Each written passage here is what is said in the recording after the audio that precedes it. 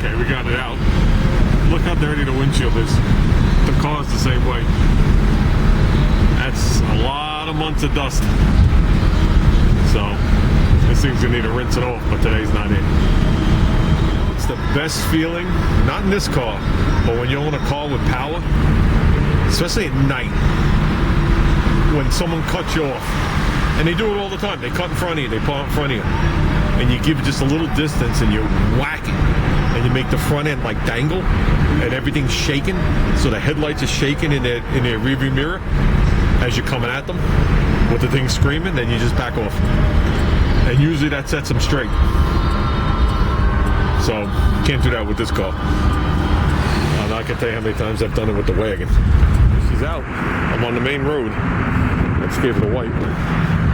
I've had people stop and do burnouts, and people cruise the parking lot already. Not because of my car, they just want to know if cruise nights have started. Yeah, all they do is wipe it down with a towel. Let's call it good, guys. Yeah, I stopped to take a picture of, whatchamacallit, Sears with the closing sign on it. And he drove by. I knew he was pulling in, just to look. So, yeah, he liked it. We talked for a while. I told him, don't worry, your car's faster. I shit you not, I should have recorded it. We were laughing. We were laughing for a few minutes. You know, their job's stressful right now. Well, their job's always stressful. You know what I mean? We all know that. Like I said to you before, part of their job is defending dirtbags that don't really care if they're alive. And, but whatchamacallit, yeah, you know, he was asking about the engine in it. He said he's not a car guy, but he's just curious, and I told him, I said, don't worry, you can outrun me. I said, if you want to try, I won't tell you, you're a commanding officer. And he started laughing. So, okay, guys. Okay, guys, let's step back.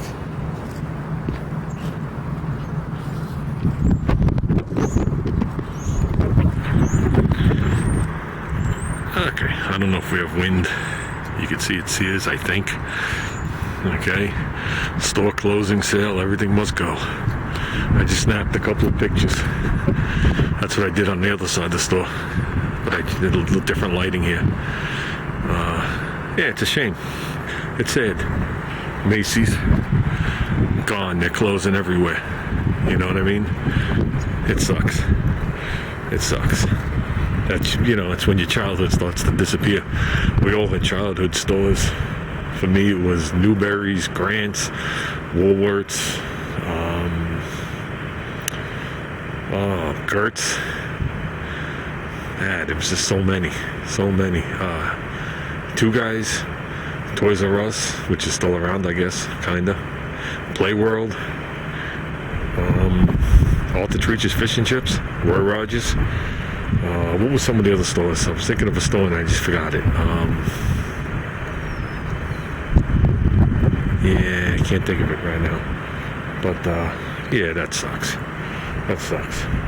This mall has to be the largest or one of the largest malls on Long Island. And it's lucky there's 10 cars in the whole parking lot scattered throughout. You can't even get in here. This thing goes on for blocks. It intersects multiple main roads. That's how big this place is. It just goes on forever. You don't walk it. You drive to different sections. So, yeah, no, that's a big hit for something like Sears to go. And Macy's. This is Macy's Furniture Gallery. I don't know. I've never been in it. I'm actually not from over here. I live over here now, but I'm not from over here. I never really came to this mall. Because first of all, I'm not a mall guy. Second of all, there was malls within 10 minutes of my house. And actually the mall we went to was further than that. You know, different malls, because of the stores, attract different people. And when they put certain stores in a mall and it attracts certain people, you don't go in there anymore, if you know what I mean. And the closest mall to my house, which was still 10 miles away, started to do that. So we'd go in the other direction. Because I don't know if you're getting wind. I'm trying to block it. The wind is curling around right here in this building, because we're in the corner. But yeah, I'm glad I got the car out. The guy next to me yesterday while I was doing yard work pulled out his red TR6. not sure the year.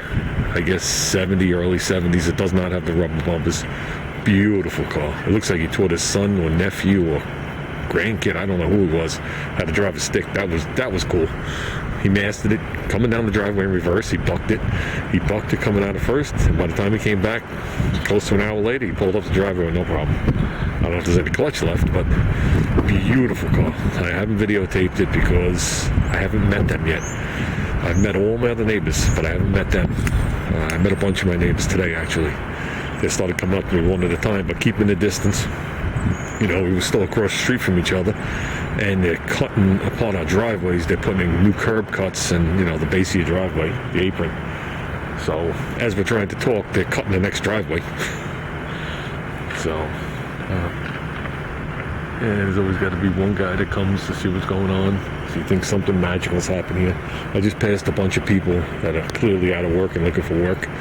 A lot of them are day laborers, and I'm like, you know, I'm looking at them saying, you know, I'm in the same boat with you, dude. I'm in the same boat with you. But you've got to pay. You have to work for a reputable organization to get unemployment insurance. So I don't know if I'm feeling that sad for them. Or feeling that sad for myself. I don't feel sad for myself at all. With that said, yeah, like I said, I'm just sitting there hanging out. I was on the main road before, which isn't too far from here. Actually, it's like 30 stores to the left. There's one main road, and the other main road's like 30 stores that way. And people must have thought I started a cruise night because I pulled right in by the road there and I was wiping the car down. I couldn't see through the windows. I had to wipe them off. And with that, I just dusted the car just a little bit. We'll give it a cleaning. It's due. Well, it's running good. You can hear it running, right? I don't know if you guys could hear it running because I got the microphone blocked to the front. And people keep driving by me here. I guess like I said, they think something's happening. So maybe they think Sears is, they're giving away those last sweatshirts right there. I guess all the shit right there is going in the dumpster at the end. Sears closed, you know, for all this. And they were closing, as you can see, so it's a shame. Hopefully it all gets donated and doesn't get thrown into the dumpster. Hopefully it goes to all the thrift stores and whatever it is, and somebody doesn't make some greedy-ass profit off it because they're going to write the place off as it is. It's a shame nobody was able to revamp Sears. That Lowe's had to step in for their tools, and they brought their tools back up to quality. It's a part of my life that's gone. A part of my whole life, not something that just, I've seen speed shops come and go, everything involved in automotive come and go. Cruise nights come and go, cars come and go, friends come and go, people on YouTube come and go. I've seen a lot of shit come and go and disappear. But I've been going to Sears since the best of my memory. My father took me there. And then when my father couldn't take me there anymore, my oldest brother was driving, he took me there. And we would go there to get a case of oil. He changed the oil in his car once a week. Believe it or not. Okay, the car would get driven, and they dumped the oil. Don't know why it was that often, but I know I picked up the habit, and on my motorhome, after every trip, I changed the oil. Even if the trip was 200 miles. So that's what happens when you can get the oil.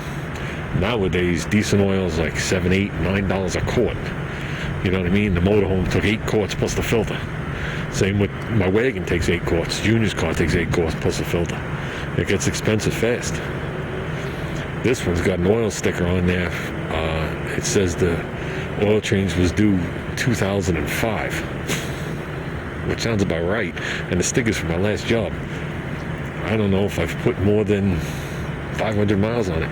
It's not wise to leave the oil in there. I keep saying I'm going to do it, and I'm going to do it. So I think for this spring we are going to do it. How's that sound? It's good to keep the cars running. Me personally, if your car sits long enough, I keep looking over my shoulder to see if any of those people, it's too long of a walk, in and got the effort. If you let your car sit long enough that the battery goes dead, it's sitting too long. unless you are doing a project on it. That's just my opinion. I've never used a battery tender. Very rarely do I ever hook a battery charger to it, unless something goes wrong. Like the wagon, we fired the wagon up, I put a battery charger on it for an hour because it was cold and I wanted it to kick off, and I didn't want the last year's fireball taking out my scoop again and a brand new set of carburetors. So I made sure I was going to crank as fast as it could. Other than that, the battery wasn't dead. It probably would have started it fine. I knew I had to get all the gas up there,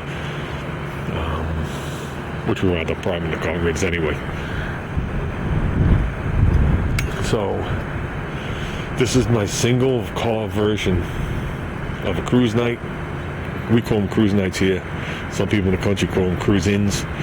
I guess that's because they're done throughout the day. I don't really know. I don't know. Cruise night just started here because everything here on the island is at night. All the racing was at night. All the hanging out was at night. All the setting everything up was at night. You know, deep into the morning. So everything, became a cruise night. And when I'm thinking about it, I think we're celebrating like 30 years of cruise nights. Got to be close. Maybe a little less. From when it started hopping in the mid-90s. So about 25 years. 25. It was definitely before Junior was born. So still going strong. People still spending money. Still spending a lot of money on these cars. So I'm glad I got in there early. Bought them while they were realistically priced. I mean, you're looking at $1,700 right there. Minus the wheels, the traction bars, and I redid the bumpers. Still, you're talking peanuts.